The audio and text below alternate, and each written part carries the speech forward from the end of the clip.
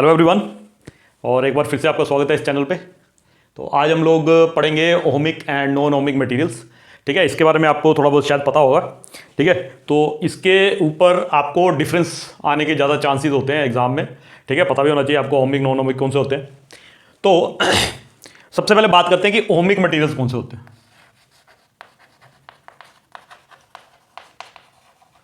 Ohmic materials कौन से होते हैं? ठीक है, ओहमिक मटेरियल देखिए कौन से होते हैं, उसके बाद मैं कुछ पॉइंट्स लिख देता हूं। पहला पॉइंट क्या है? Obeys ohms law. Ohm's law को ओबे करेगा अगर कोई मटेरियल, तो वो ओहमिक मटेरियल है। ठीक है, इसका मतलब ओहमिक मटेरियल ऐसा मटेरियल होता है जो ओम लॉ को फॉलो करता है। ओम लॉ क्या होता है आपको पता है, V is equal to I R. लेकिन कंडीशन अप्लाई भी होती है, आपको पता है ना, कंडीशंस अप्लाइड, यानी कि एक्सटर्नल कंडीशन जो है, जो टेम्परेचर है, स्ट्रेस है। स्ट्रेस मतलब एक जब वायर को आप खींचते हो ना, तो हम बोलते हैं कि वायर इज अंडर स्ट्रेस। ठीक है, उससे भी टेम्परेचर में चेंज आता है। ठीक है, ये सारी चीजें अगर कांस्टेंट हो तब V is equal to I R होता है ना। और अगर कोई मटेरियल इसको फॉलो करता है तो हम उसको बोलते हैं ओहमिक मटेरियल। ठीक है, दूसरा क्या है, जो ग्राफ होगा ना, VI ग्राफ इज ऑलवेज और straight line. VI graph straight line होगा, पहली। दूसरी बात, ठीक है, अब आप खुद देखो। ठीक है, अब खुद देखो, V की पावर कितनी है 1, I की पावर कितनी है 1, R की पावर तो 1 है ही है ना। तो अगर आप देखो, ये एक कौन सी इक्वेशन है, ये एक लीनियर इक्वेशन है। और लीनियर इक्वेशन एक ऐसी इक्वेशन होती है जिसका ग्राफ स्ट्रेट लाइन होता है। इसका मतलब इसका ग्राफ जो है वो स्ट्रेट लाइन होगा। V और I के बीच में ग्राफ अगर आप प्लॉट करोगे, आप खुद देखो, y is equal to 2x मान लीजिए, तो y की पावर 1 है, x की पावर 1 है, तो इस तरीके का हो गया V is equal to I R type.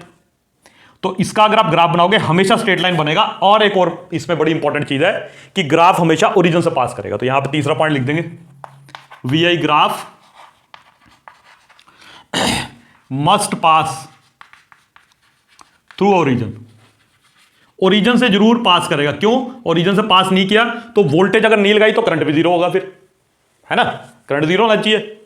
ठीक है, चौथा क्या है, slope of VI graph is constant. VI graph की स्लोप कांस्टेंट होनी चाहिए। और आपको पता है VI ग्राफ की स्लोप हमारे को क्या बताती है, रेजिस्टेंस बताती है VI ग्राफ की स्लोप। ठीक है, इसका मतलब ये भी लिख सकते हो आप, पांचवा पॉइंट, रेजिस्टेंस इज कांस्टेंट।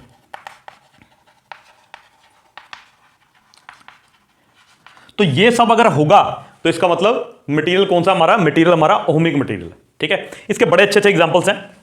ठीक है, ऑल कंडक्टर्स, ऑल मेटल्स जिसको कहते हैं, सभी कंडक्टर्स तो नहीं बोलूंगा, ऑल मेटल्स जो होते हैं, मेटल ओहमिक मटेरियल का बहुत अच्छा एग्जांपल है।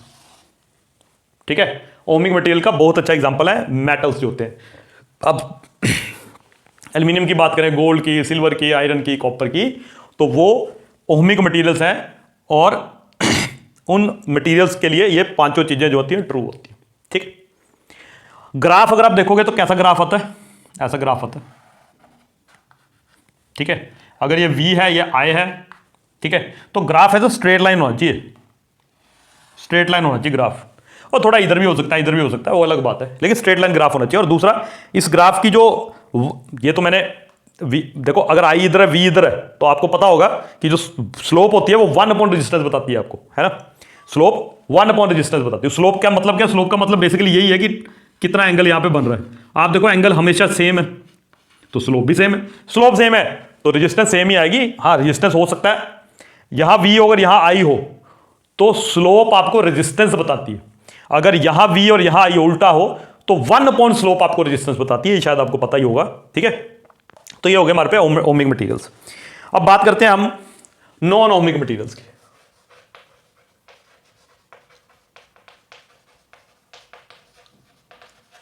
ठीक है, नॉन ओहमिक मटेरियल्स। ठीक है, सबसे पहले do not obey Ohm's law. Ohm's law को फॉलो नहीं करेगा, यानी कि उसकी इक्वेशन में V is equal to I R type equation नहीं होगी वोल्टेज और करंट की। कोई भी हो सकती है, ऐसी हो सकती है V is equal to I is equal to E की पावर माइनस कुछ कुछ ब्ला ब्ला ब्ला। ऐसा भी हो सकता है कि I जो है वो V square R plus 2V, ऐसा कुछ रिलेशन हो। अब ये आप देखो, लीनियर नहीं है। लीनियर का मतलब होता है करंट और वोल्टेज की जो हाईएस्ट पावर है वो 1 नहीं है, यहां 2 है, देखो, है ना, 1 ही होनी चाहिए, तभी हम बोलेंगे ओम लॉ को फॉलो कर रहे हैं। ठीक है, तो दूसरा VI graph is not a straight line. VI graph एक स्ट्रेट लाइन नहीं होगा यहां पे, क्योंकि इस टाइप की इक्वेशन तो बनेगी नहीं। तो ग्राफ फिर किसी भी शेप का हो सकता है, पैराबोलिक हो सकता है, और कोई है ना आर्बिट्ररी सी शेप हो सकती है। तीसरा point, VI graph may not pass through origin. VI graph हो सकता है ओरिजिन से ना पास, कोई जरूरी नहीं है, पर हो सकता है ओरिजिन से ना पास करे। यानी कि ऐसा हो सकता है कि 0 वोल्टेज पे भी करंट आ जाए। किसके केस में होता है ये? सोलर सेल के केस में ऐसा हो सकता है।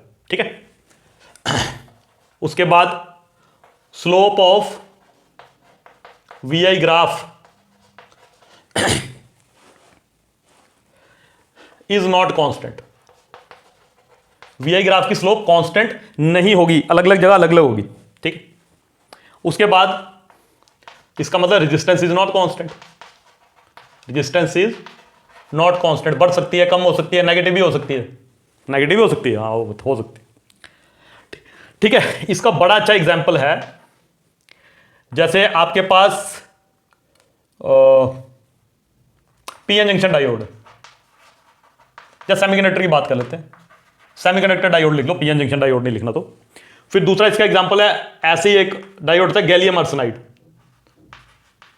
है ना। ये दोनों बड़े अच्छे एग्जांपल है। जब सेमीकंडक्टर की जब हम बात करते हैं डायोड की, वो सारे के सारे नॉन ओमिक मटेरियल होते हैं।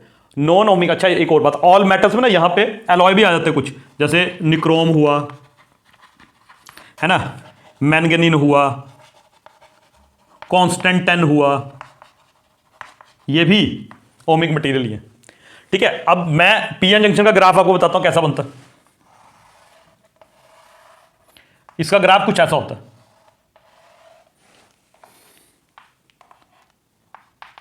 इसका ग्राफ ऐसा होता है। ठीक है, इधर भी होता है इसका ग्राफ, इस तरफ भी होता है। अगर वोल्टेज आप नेगेटिव लगाओ तो, नेगेटिव मतलब टर्मिनल चेंज कर दो तो नेगेटिव वोल्टेज उसका मतलब है। ऐसा ग्राफ होता है। किसका ग्राफ है ये? VI graph for PN junction diode. ठीक है, उसके अलावा अगर गैलियम आर्सेनाइड का बनाओगे आप ग्राफ, तो कुछ ऐसा बनता है।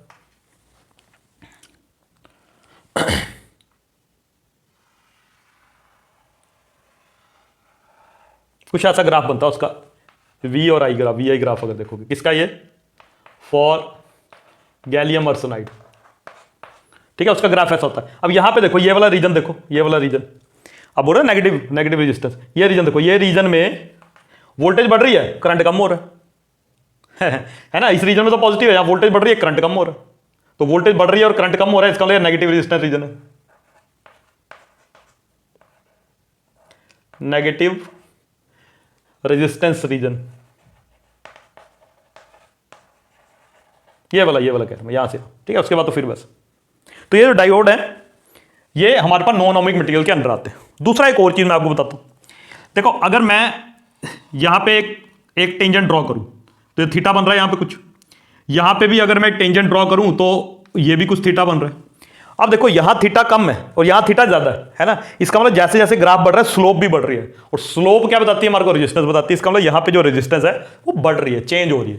तो ऐसी रेजिस्टेंस को क्या कहते हैं हम? Dynamic resistance. स्टैटिक यहां पे जो रेजिस्टेंस होती है हर जगह सेम है, क्योंकि स्लोप इस ग्राफ की हर जगह सेम है। स्लोप मतलब ढलान, है ना। जैसे ये जीरो स्लोप, ये इन्फानाइट स्लोप, ये जीरो इन्फानाइट, उसके बीच में जैसे जैसे एंगल बढ़ेगा, स्लोप भी बढ़ेगी।